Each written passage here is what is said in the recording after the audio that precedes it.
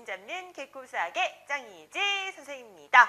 자, 오늘은 이제 우리가 정말 새로운 단원 입체도형에 대해서 알아보도록 할게요. 자, 입체도형이 왔습니다. 우리는 그 전에 평면도형에 대해서 배웠고요. 이 입체도형에 대해서 여러분들이 하나하나 파악을 하시고 그들의 특징, 성질들을 파악한 다음에 물론 마찬가지로요. 측정 파트 있습니다. 건널비라는 것과 부피를 구하는 작업을 좀 해보도록 할 겁니다. 자, 전체적으로 어떤 내용들이 있는지 하나하나씩 만나보도록 할게요. 자, 첫 번째 뭐가 나왔죠? 다면체가 나왔죠. 우리가 평면 도형에서 했었던 다각형을 떠올려 보도록 하겠습니다. 자, 그 다각형.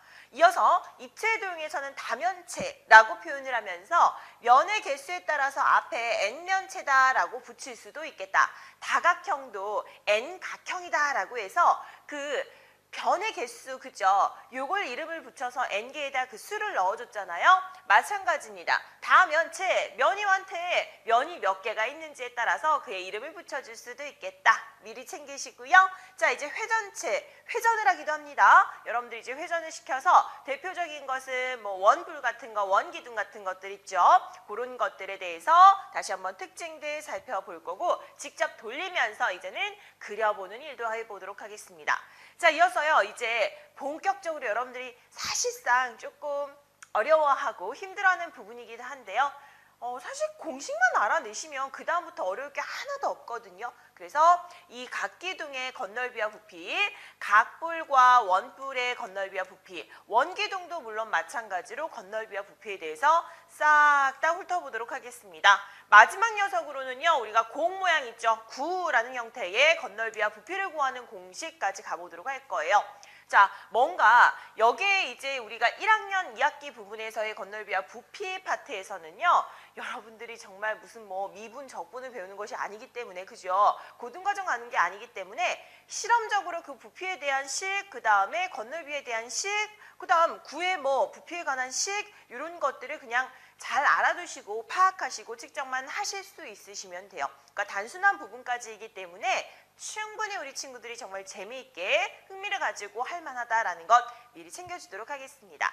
자, 오늘은요. 다면체에 대해서 처음으로 알아보도록 할게요. 다면체가 무엇인지 챙기고요. 그 다음 이제 정말 중요한, 사실상 이 입체도형에서 제일 중요한 부분이다라고도 할 수 있거든요. 정다면체에 대해서 알아보도록 하겠습니다.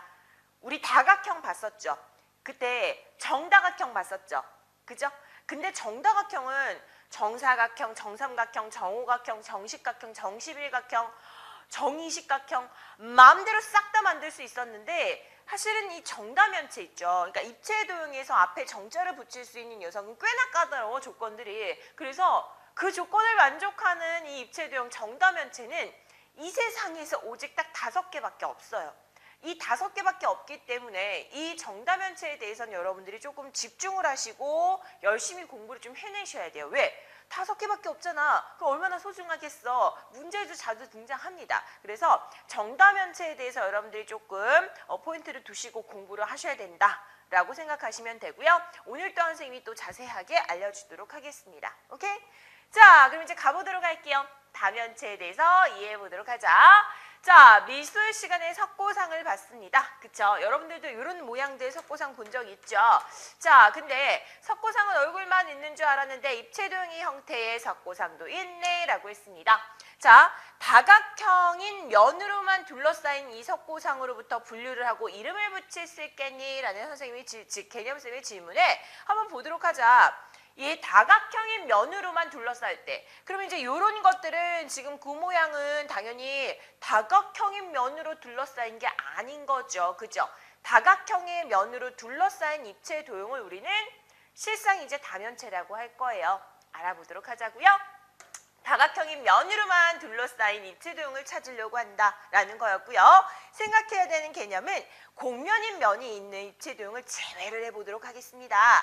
자, 그럼 이제 연결할까요? 뭐 말이 엄청나게 많지만요. 간단해요. 뭐냐 하면 삼각형, 사각형, 오각형 이렇게 다각형인 면으로만 둘러싸인 입체도형 자체를 우리는 이름하여 무엇이라고 불렀다?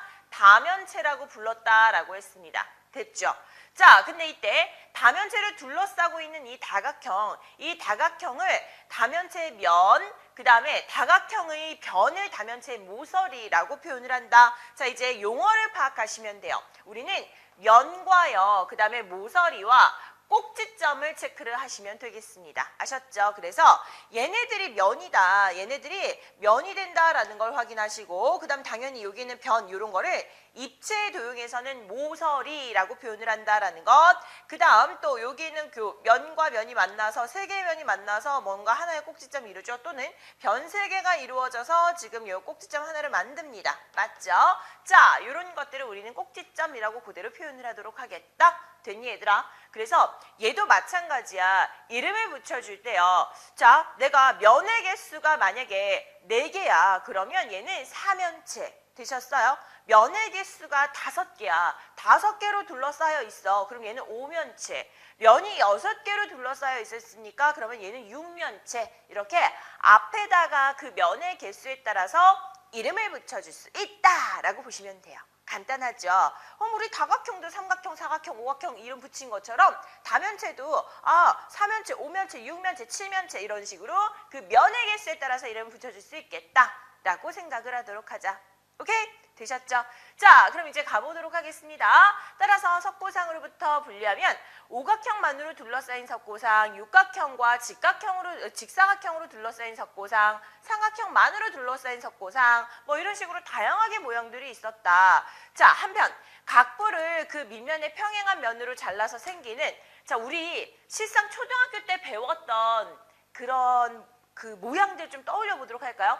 자, 우리 뭐가 있었습니까? 요런 거 예를 들어서 한번 보도록 하겠습니다. 자, 요런 걸 뭐라고 했죠? 우리는 디디디디딕 자, 기둥. 그죠? 기둥이라고 했습니다. 자, 그 중에서도 무슨 기둥? 얘는 아래 밑면이 무슨 모양이었어? 사각형의 모양이었다라고 해서 선생님 이거는요 사각기둥이라고 불러요 라는 것까지는 했을 거예요. 그죠? 자, 또 뭐 했습니까? 우리는 예를 들어 똑같이 사각형 만들어 볼까? 그러면 요렇게 이어서 자, 뾰족한 모양으로 얘는 사각, 밑면이 얘도 사각형이잖아. 근데 옆면이 삼각형이야. 이런 것들은 뿔의 모양이다. 즉 사각, 뿔이 됩니다 라고 했었어요. 그죠? 자, 그런데 이제 중학교 1학년 올라와서 뭔가 하나는 추가해서 배워야 될 거 아닙니까? 얘를 자른다는 얘기죠. 자, 그림처럼 얘를 탁 하고 자른다. 자, 잘랐을 때 얘들아 이렇게 어떤 면이 생길 거 아닙니까? 그죠? 자, 얘를 잘라서 얘를 좀 위에다 두시고요. 이 아래에 있는 부분만 이름을 좀 붙여보도록 하자. 얘는 사각뿔을 갖다가 자 잘랐습니다. 그죠? 그래서 사각뿔 아래에 있는 받침의 역할을 하는 대가 됩니다. 라는 것. 자, 사각뿔을 자르고 윗부분이 아닌 그 아랫부분을 체크를 하면 되겠다라고 생각해 주세요. 이렇게 잘라서 이 아랫부분을 체크한 거야. 이거를 사각뿔을 잘랐을 때는 사각뿔대, 오각뿔을 잘랐을 때는 오각뿔대, 그죠? 육각뿔을 잘랐을 때 육각뿔대, 이렇게 뒤에다가 대자를 붙여서 표현을 하고요. 특징은 뭐가 있겠습니까? 자, 원래 사각 기둥에서는, 기둥 모양에서는 얘들아 옆면의 모양이 얘는 직사각형이었단 말이야. 그죠? 직사각형이었다면 자, 뿔의 형태에서는 삼각형이 되겠다라는 걸 확인할 수 있고, 이 사각뿔대, 자, 뿔대에서는 어떤 모양이 되겠습니까? 사다리꼴, 이런 차이점이 있겠다라는 걸 챙길 수 있겠죠. 추가적으로 또 하나 더 챙겨주자면요. 우리가 항상 입체 도형에 대해서 살피면 그래, 면의 개수, 꼭지점 개수, 모서리의 개수 뭐 이런 것들이 셉니다. 그죠?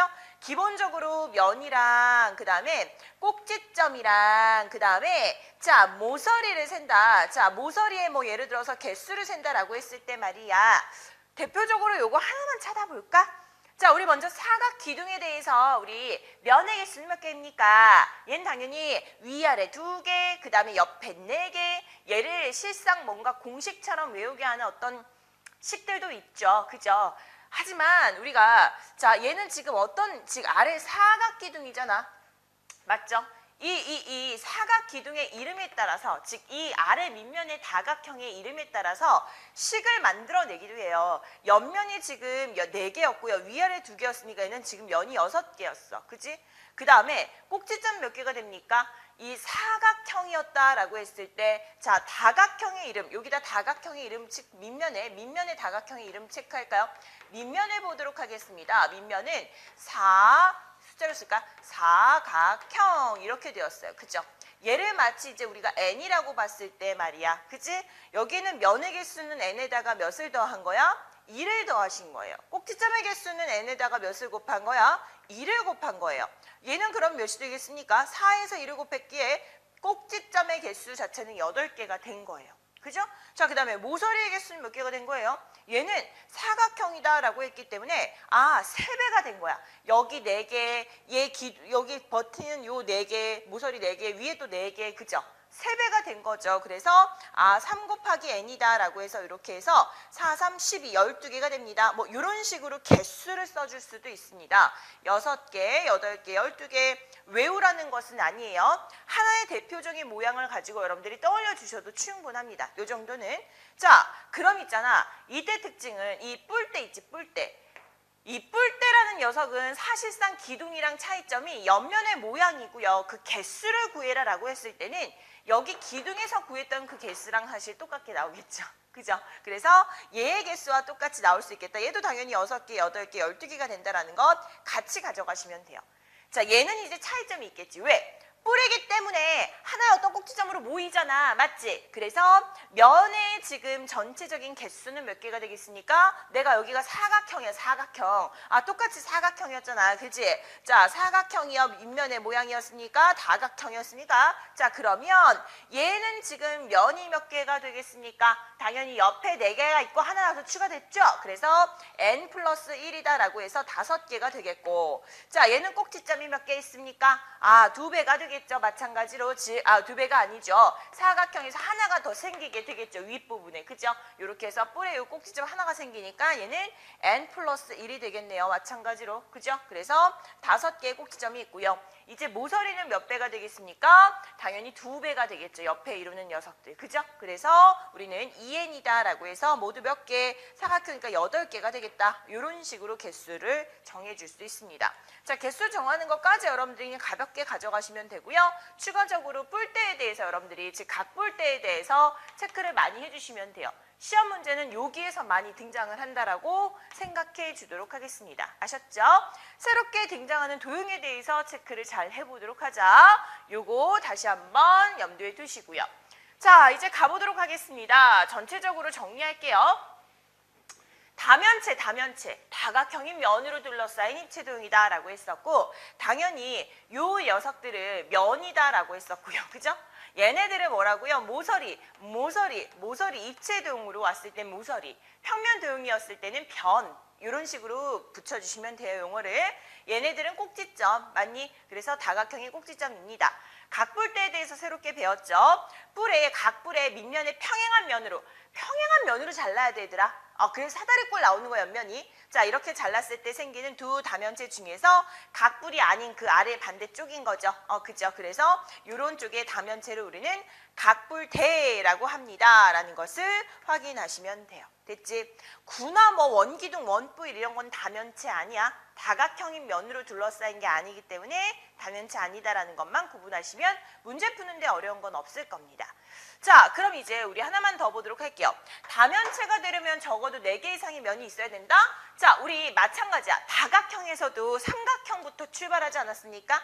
이각형 있었어? 없었어요. 그죠? 이 다면체도 마찬가지야. 3개의 면으로 완전 둘러싸일 수가 없는 거야, 얘들아. 다 막아버릴 수가 없어, 입체도형으로. 그래서 어디부터 출발한다? 4면체부터 출발한다. 5면체, 6면체 뭐 이런 식으로 이름을 붙여줄 수도 있겠네요.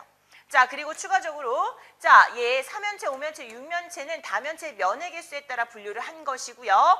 각기둥, 각뿔, 각뿔대인 다면체는 그 모양에 따라서 분류를 한 것이다 라고 보시면 되겠죠. 그래서 우리가 5면체 같은 경우도 즉 6면체 뭐 이런 것들 여러분들이 생각을 하신다면 예를 들어서 이런 게 있을 수도 있죠. 자, 이렇게 해서 만약에 자 얘가 지금 이런 모양이야. 면이 몇 개예요 지금? 옆으로 5개, 그죠? 그 다음 아래에 1개죠. 맞아? 얘는 지금 그냥 이 면의 개수로 이름을 붙여주면 육면체입니다. 이렇게 이름을 붙여줄 수도 있어요. 맞죠? 근데 선생님 하나만 더 그려볼게요. 자, 여러분들이 항상 봤었던 이런 거. 얘 면이 몇 개예요? 면이 몇 개예요? 6개죠. 얘도 지금 이름 뭐라고 붙여줄 수 있어? 육면체입니다. 이렇게 붙여줄 수 있거든요.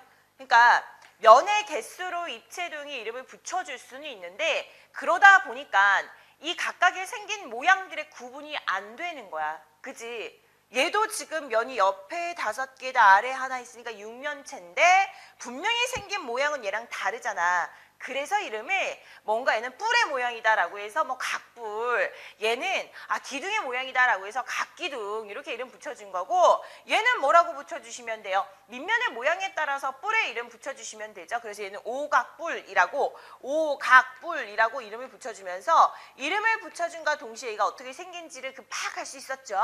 얘는 어떻게 사각기둥이다라고 해서 아하 이런 모양이 되겠구나라는 것을 구분할 수 있게끔 이름들을 나타내 준 거예요.